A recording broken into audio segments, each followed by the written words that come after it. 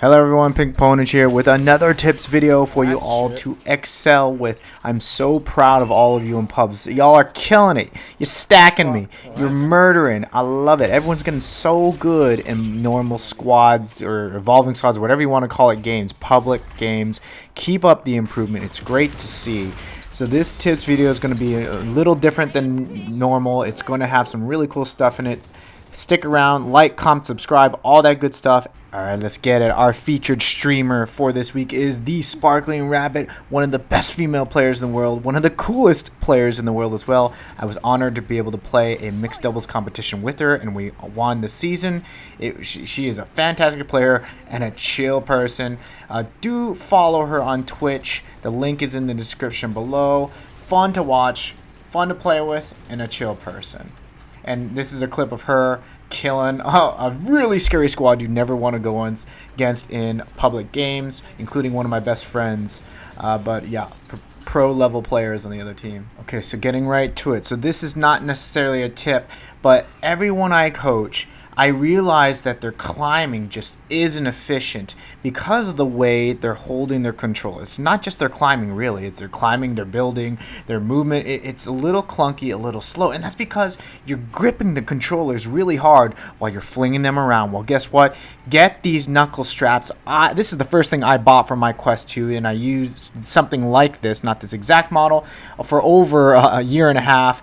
These things make it so you don't have to grip the controllers, so they're like index controllers where your hand is just held to it, so you only have to grab the controller when you need to. It helps so much with your gameplay. It's so cheap, there's really no reason not to use it. Use the affiliate link in the description below to help out the channel, and let's get right to it. Tip number 1 is the quick scope.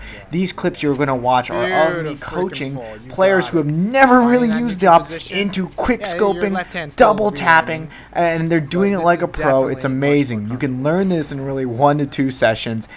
You can shoot like the best in just 1 or 2 sessions. I get you not. This girl really never used an op, and we were able to teach her how to quick scope in 1 session. It's amazing. And now this person is also very similar. This person didn't really use an op. Now he's the best opper in his clan. He's hitting double quick scopes better than me. He's hitting double taps, which is a hard scope, and a quick scope kind of better than me, sort of, because he's training every day. Can you believe this person couldn't do this before? You have to learn every day. So you probably need to watch the masterclass videos. We have several videos to teach you how to op on this channel. Find them, and then something you do have to practice every day, because this is not like riding a bike. You need to keep your skills sharp.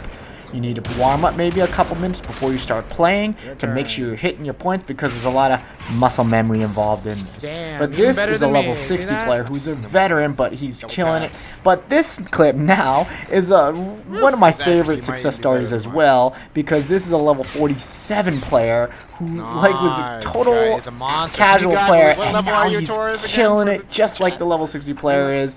I'm so proud of both of them, but everyone I'm coaching, but particularly these guys who are and it's marvelous to see, and so I definitely had to show that it's doable for anyone, any of you who put the time to learn it. Now, tip number 2 is the pre-rev. In this clip, I'm going to pre-rev the M60. I shoot it in the air, and it's fully revved, and boom, I'm hitting long distance with it. How am I able to do this?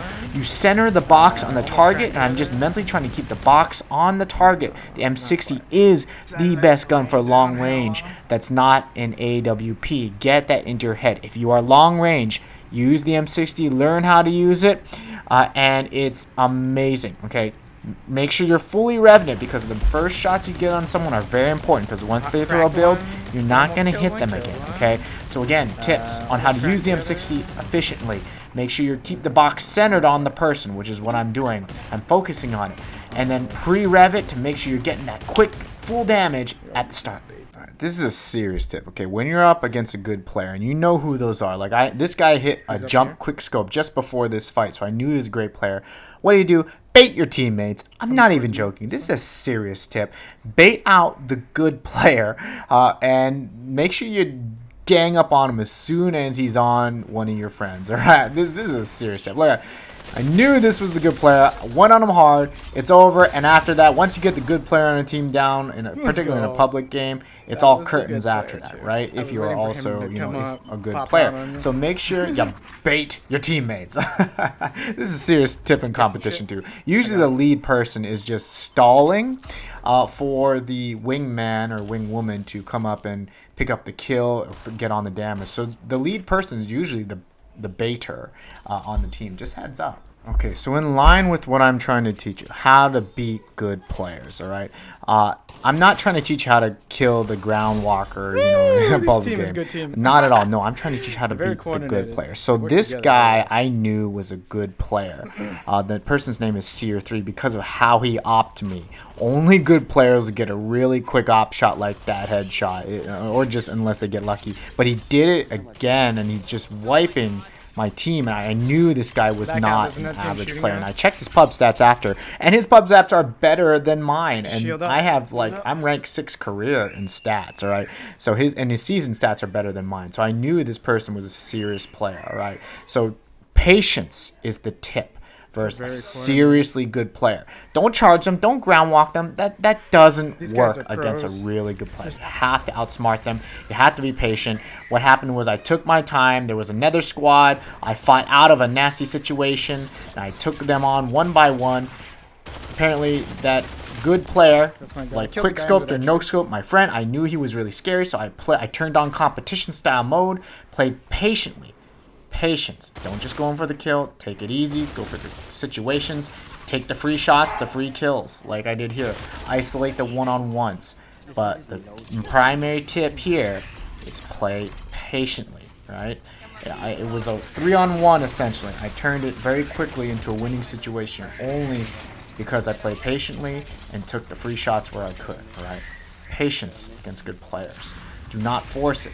Do not ground walk against them. It doesn't work.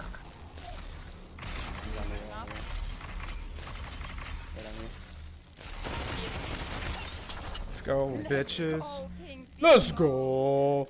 Let's go. I had to turn on the sweat there. I actually just realized that from the clip that I showed you earlier where you used the bait, this guy picked up a full squad and came back at us the game after. Anyways, this game is now a very stacked squad. One of these players is in the top 10 season stats, higher stats than myself, and they're a clan squad that play together. First off, don't ground walk against them. It's just not going to work out. Look at them. They're holding the high ground. But what did I do here? Counter the M60, and that's tip number 6. Counter the M60. The M60 makes a lot of sound. I knew he would not hear me coming up, and even though I knew he was a good player because I knew it was them, and I came in with the DT. Utilize sound and counter the M60 by charging it because you can't hear anything when you're revving up the M60. Okay, again, be patient. Do not fly. You fly in the open, you die. That is a general saying. And this is what I did there. Look how much damage I took for nothing. But now, again, patience. Don't panic. I knew he was going to charge and fly me. What did? I came out, peeked him for a lot of damage, came back and healed, and boom, here I am on the win, all right?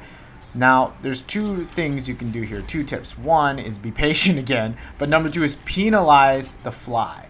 Fly, you die. Remember that. You fly, you die. So remember, when they are going to charge you, particularly after you just get hit, re-peek it. They don't think you're going to peek again when you got no health sometimes. So you can do the brave peek by going out, putting some damage on it, gives you time to heal. Then you're good to heal and go back in the fight.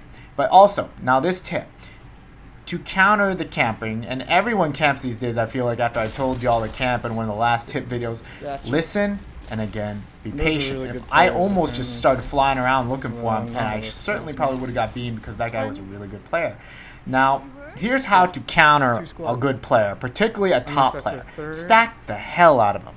So in the next game, these guys stacked the crap out of me. They killed my team one by one, and then they did not dare charge me one-on-one this time. No, they came pretty much from all sides. And that is the theme of the last few clips we're going to go over here. Go at a top player at the same time, and they will have no chance. No matter how skilled you are, if you attack the top player at the same exact time, the top player can't do anything in this current meta. In the old meta, we could build fortresses and do DT fights and still work our way out, but it doesn't work like that now, right? So make sure you stack a top player. I'm fucking him up. Ah, they double team me. Triple team me, actually, but double team me. All right, serious tip. Do not hold build, soft cover build, or hard cover too close. You'll see there, the guy was literally holding too close. I could see him and shoot him through the hard cover, but this also works for builds. I see so many people I coach holding too close into the build, so I can see them climbing through the build. Make sure that you're not holding build or hard cover too closely, or things like this might happen. All right, y'all, have a good one. Take it easy. I hope you're still enjoying this game. PinkPWNAGE out. Uh-oh. He's fucking dead. Oh my god, did you see that? Oh my god, that poor man.